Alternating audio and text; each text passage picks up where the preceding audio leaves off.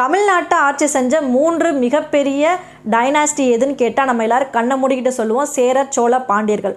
இதில் சோழர்கள் கடல் கடந்து பர்மா, மலேசியா, கம்போடியா இந்த மாதிரி மிகப்பெரிய ஒரு டைனாஸ்டியை வந்து அவங்க உருவாக்கியிருந்தாங்க. அதில் ஒரு பிளேஸ் தான் வந்து இலங்கை. இலங்கையிலையும் வந்து சோழர்களோட ஆட்சி காலம் இருந்துச்சு. அந்த சோழர்கள் ஆட்சி காலத்தில் வந்து மிக பிரம்மாண்டமாக வந்து ஜல்லிக்கட்டு இலங்கையில் நடத்தப்பட்டு வந்திருக்கு. இதுதான் சோழர்களுக்கும் இலங்கையில் நடத்தப்பட்ட ஜல்லிக்கட்டுக்கும் இடையில் இருக்கக்கூடிய ஒரு பாண்டிங் அப்படின்னு நம்ம சொல்லலாம்.